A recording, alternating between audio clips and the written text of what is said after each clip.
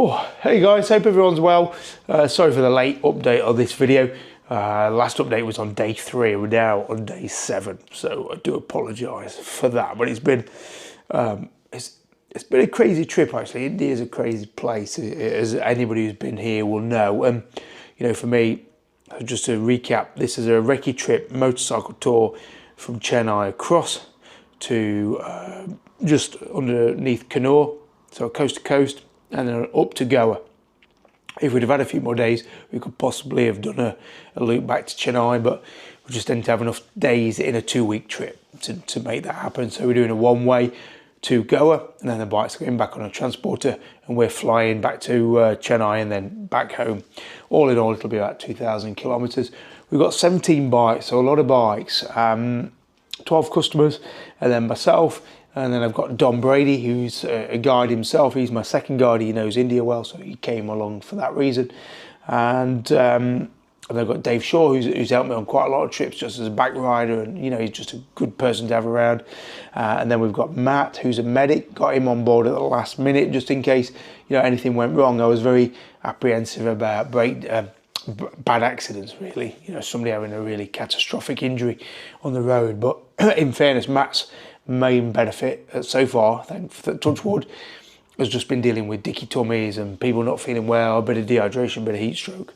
Day 3, I finished that last video having told a story about pooping myself by the side of the road, and I have started to improve, and the last 4 days have been more enjoyable, although my voice is going. So it's been a stressful trip, I've got to be honest. Riding here on your own is stressful, but trying to guide and organise a troop of 17 bikes is also tricky. The 17th bike is actually a guy called Joseph, who works at the rental company that we're using out of Chennai. We'd had a few issues in the first few days with one of the Bullet 500s, not surprising I suppose. And the rental guy, Vicky, was a bit concerned that maybe one of the bikes had failed as we went, so he sent out Joseph, who's a married man. I don't know how old he is. We've not asked him, to be honest. But he's got a 5-year-old boy, never been out of Chennai. He's not, only to church. And so they sent him on a train, met us in Yakurd on the end of day 3. And he's been riding with us ever since. So he's having a time of his life. He's never been out of Chennai. I imagine he lives quite a traditional, conservative Indian urban way of life. So probably multiple occupancy home. And then all of a sudden he's out on the road with a group of us. He's got his own hotel room and that, so he's been more excited than anyone. And we almost sent him home. We almost thought we don't need him when he arrived. You get his bike, swap his bike out, and then send him home. But when we asked him, "Do you want to actually come to Goa?" he was, "Yeah, yes, please, yes, sir, yes, sir." We can't stop him from calling us sir, and we can't get him to eat with us, which is frustrating, but. There's a lot of cultural history and baggage you find with India. Nothing is straightforward. It's been interesting to see how he is accepted as I don't know if there's still a caste system in India. There's certainly a hierarchy in India, but how that works with someone as a mechanic in Chennai, coming to what you call a nice hotel in out west in Kerala, I was curious. But actually, he's glided into these environments with no issue at all. Doesn't seem to be any judgment from the hotel managers or anything towards having an Indian mechanic, which I thought there could be, which maybe is a bad judgment on my part rather than an expected one on their part. But it's been very interesting to see how an Indian travels in India, because actually you realise that India is not one country, it's lots of states, and like Joseph, he speaks Tamil, which is a state where he's from, but they don't speak Tamil in Goa or Kerala. I think they speak Hindi and I think another language. So he's as lost in translation as we are as we get into Goa. So that's really interesting as well. But the riding. Just to recap on the riding, we came into Chennai, we rode down to Pondicherry. Pondicherry was okay, but the road to it was busy, and Pondicherry itself was worth going to, but I don't know if I'd go out of my way to go there again. And then across country, I picked a route that took in Collie Hills and Yakurd, and then Ooty, which are famous hilltop towns. Collie Hills was good, lots of hairpins to get up there, so the riding was more exciting there. and then down into the lowlands again to get across to Kurd, which climbed again. Hilltop town, quite touristy up there, nice hotel. And then we dropped down again to go across towards Uti. I struggled in the early parts of the trip, mainly through illness, but just also I think on the East Coast it is quite, what's the word, how do I put it? It's filthy, if I'm honest, that would be the word. It's quite a filthy, certainly in the lowlands, it's quite like, shocks you just how much filth there is. Piles of rubbish, massive piles of rubbish. The people are still incredible, and that's what I want to separate. The people from the places. They're two different things. You can tell that the scenery would be spectacular if it was clean, but the people themselves are incredibly clean, and the warmth, the smiles, the help, the assistance, and just the fact that you get no hassle. It's a very easy country to pass through. And it seems different in the south than what I remember it in the north. A lot less hassle and eyes on you and curiosity, or coming over to bother you, for want of a better word, which happened more in the north when I travelled through. So I think the southern people are definitely a lovely group of people. But it was just a little bit upsetting, infuriating, just saddening. The level of rubbish, but that's obviously a cultural, political, bureaucratical issue that might take a long time to solve. Obviously there's a lack of sanitation, there's a lack of rubbish collection, and that's all ingrained into society in those parts. And just in the way that the roads are now magnificent in many parts, really well surfaced. And I imagine as India's growth increases, then hopefully the wealth, rather than getting sucked to the top, will filter down and will give the people the sanitation and the cleanliness they deserve, because, as I say, great people. But as we came west, and you rise up to Kotagiri, which we stayed on a tea plantation, which was a fantastic place to stay. Really was a tranquil, beautiful place. You went to a plastic-free zone, and I think we were in one all the way along those mountains, those tea plantations, and it was just a sea change. It was beautiful. All of a sudden, there was a cleanliness, and the roads were spectacular, and the scenery was spectacular. The tea plantations in the tiered layers in the mountainside. The riding was just superb, and then to have Joseph there, he was like, "Wow, this was his country that he was exploring for the first time," and it was great to share that with him. Actually, he was just more excited, quicker off the bike to take photos than we were. So it was really exciting to see that. And then we've really enjoyed our way across from the tea plantation. We stayed in Uti, which was a bit of a blemish. I thought we didn't enjoy Uti again. It lacked the reality to match the expectation that the travel books and the Google pages will tell you. Say it's a magnificently pretty place to spend some time, and we thought it wasn't that great. A bit filthy and just a bit of a Wild West town, as somebody else described it. It was pleasant, but not worth staying in. And then we moved west. We had a great day on the road yesterday, doing some mountain roads, stopping at tea plantations, having some tea. Just everyone's finding the flow. We're a big group, we're 17 bikes, but we break down. We've got a few people who are confident now. Well, most people are confident to go off on their own or in small groups to ride the route that I've given them, and they're using Google Maps, which works incredibly well. So they're finding their own flow, and then groups meet together, and then they break off and they go different pace, longer lunches. Somebody might stop for a drink, So everyone's overlapping. I think it's a lovely way to travel. Certainly in India, where keeping a group of 4 together is difficult, let alone 6, 8, 10, 12, whatever. So, that breaking down into smaller groups with the 5 members of staff floating between everyone and just being there, I think has worked really well. And then yesterday we ended the day at a beach where you could drive on the beach, pay 20p to get on the beach, ride up and down it. That was just a lovely experience, I thought, to just be able to do that, just relaxed, because on the beach on the road, you're always alert, you're always paying attention, you're always engaged in the act of riding, you've got to be. And I tell you what, when you engage with it and you understand how it works and how the hierarchy works, or just it's actually well-mannered. It's a well-mannered chaos, or I would say, but even chaos is the wrong word. There's a flow, there's an organic flow to the way that traffic flows in one direction and then against the oncoming traffic. It just works. Obviously, when it doesn't work, it goes catastrophically wrong. But there's a real fluidity to the way Indian traffic progresses and moves through the environment, which once you get the hang of it, it is beautiful. It's beautifully engaging, and it keeps you alert, keeps you engaged. Although it's a little bit tiring, which means I wouldn't bet on more than 100 miles before you start to feel tired. So some of the 150-mile days have been a bit too long. So in future, if I ever did this again, 95, 100 miles a day is plenty.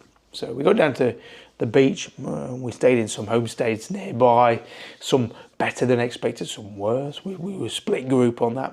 And then today we were north, headed into the jungle. So up the coast, but parallel to it, about 50 miles inland, as we've gone up through Kerala. And today we're staying at a wellness centre, vegetarian-only restaurant, so that's where we're going to eat tonight. Then tomorrow we're going to go to Jog Falls, which is on a national park, national reserve, and then it's a day's ride to Goa.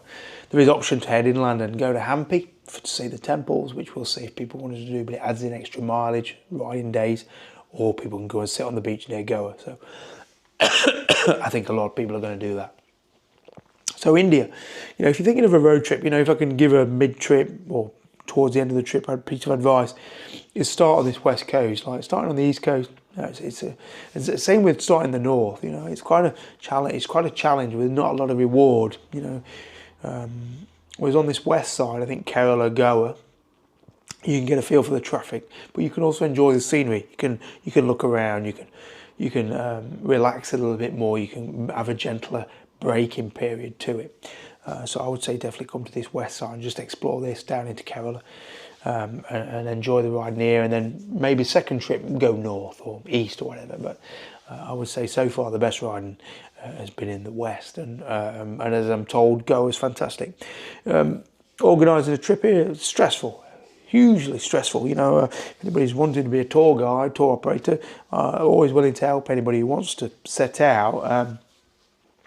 It's stressful managing a group, as anybody manages a group anywhere is. But, every other place you've got a guide, a tour, whether it's Europe or America, Iceland, you kind of take the riding for granted that everything's going to be safe and fine, and no fuss. You've got to just worry about the accommodation maybe and the routing and anything that might go wrong. But here in India, every aspect of the day is got problem or could have problem in it. And it just takes more screwing into place, locking into place, just even booking the way the hotels take payment, for example, and things like that, communicating with the hotels and just dealing with room allocations and twin rooms, single room. It just works differently to what we're used to, and it's manageable, but it's more stressful. So I'd say the guys are having a good adventure, and I think that's why I aimed it to be. It's an adventure. I'm not very good at offering guided tours, if I'm honest, because I don't believe they're the best thing. I think you've got to put people in the environment, give them a network, a safety net, best you can, some backup, and let them go and find their own best way of travelling, of moving through these places, communicating with people, finding their own places to stop, own places to have lunch. It strengthens people, gives people like a confidence to do this. So that side of things work well. Not everyone's happy. You can't please everyone.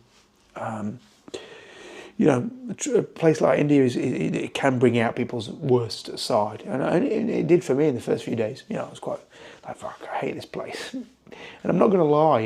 I think a trip where you're way out your comfort zone and you're struggling, you're dealing with a lot. And that's whether you're leading a group or on your own. You can bring out a lot of strong emotions of like resentment for you being here, resentment for being away from home, loathing for the place that you're riding through. And if there was easy option, you might jump on a plane and go home. And I think you've got to realise that is natural. You aren't going to like everything, and with the emotion you're feeling, it's going to intensify the things that you don't like over and above the things that you might like. It's going to emphasise the negative over the positive. And I think you've just got to persevere, keep going, because I could have gone home on day 3 if I'm honest, when I wasn't feeling very well. Now we are day 7. I've had a good day's riding. It's good to be here. It's good to see and to now experience and enjoy people, the people we're meeting. in a way that I wouldn't have been able to do on day 3, because my mood was darker. So, you know, traveling is an emotional experience. You're going to go through a lot of changes, roller coasters as you go, and that's natural. So I'll be glad to go home. But you know, that again, what is traveling if it can't make you reflect on your own life, where you've come from, where you're going to go back to, and make you value that.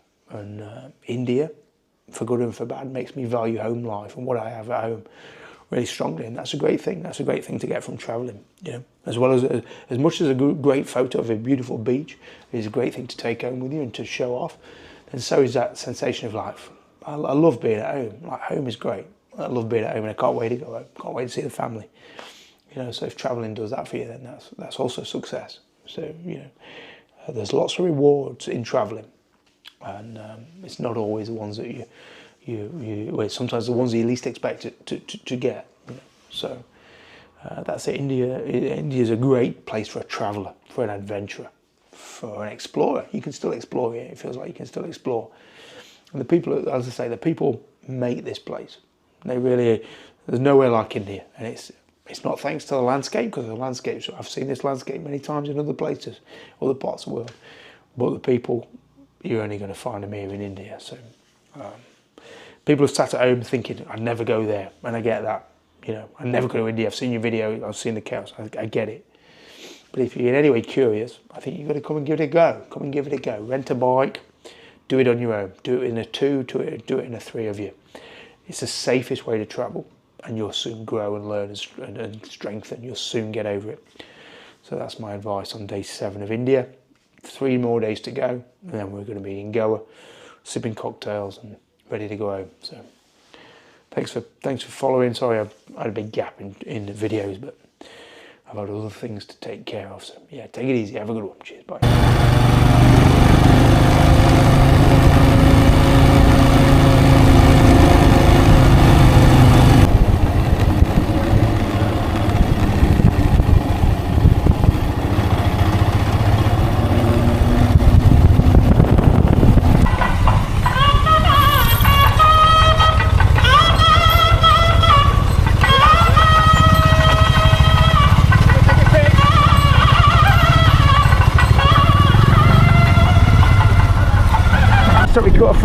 Forgot to record.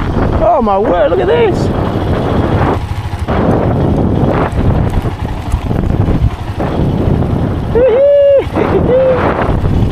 So we've ridden from Chennai, we're doing coast to coast India! Yeah! Oh, where's that car?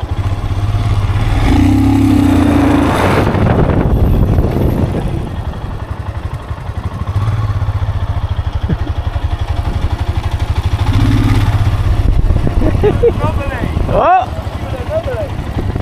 Yeah, oh, this is very nice. I'm gonna give it a ride.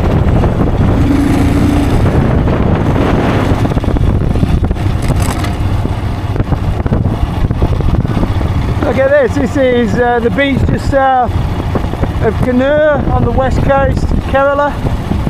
It's 20 feet to ride on the beach. Take it nice and easy. I tell you what, it's been a stressful trip. You know, we've only been riding since Monday, and it's only Saturday, but stressful. You know, it's busy, it's frantic. There's a lot going on. People are getting sick. I'm getting sick. We've got bike issues. We've got hotel issues. Nice bike. You know, lots going on. Group dynamics, new riders to the team. But we've all made it in one piece, and we've crossed India from Chennai to Kerala, and we're going to stay in a hotel not far from here, a guest house.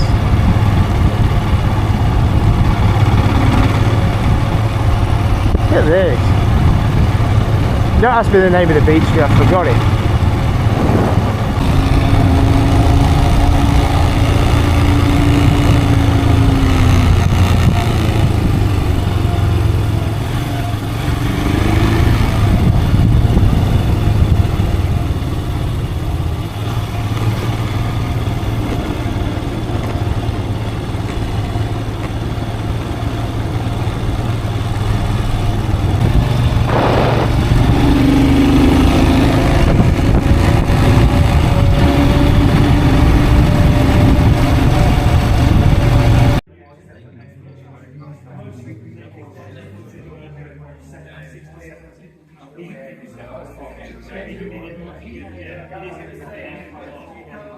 this is off. Oh, is he? And I think that's right. Oh, okay. I would have thought it'd be...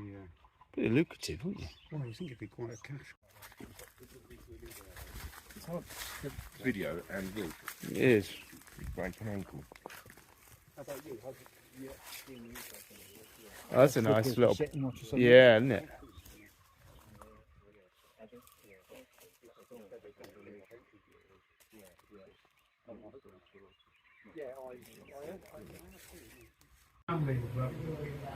How long's only 8 miles away? Is he? Yeah. Is he catching this up or we need to move? That's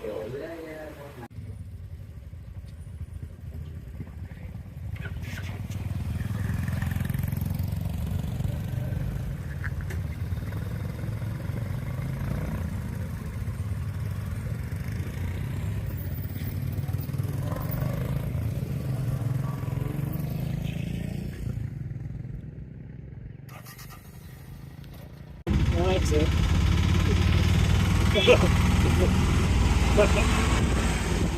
I've driven some trips before. Yeah? Yeah. I sent you a video, didn't I? Come on! Let's get him a photo, come on. No, get in here. Get in here.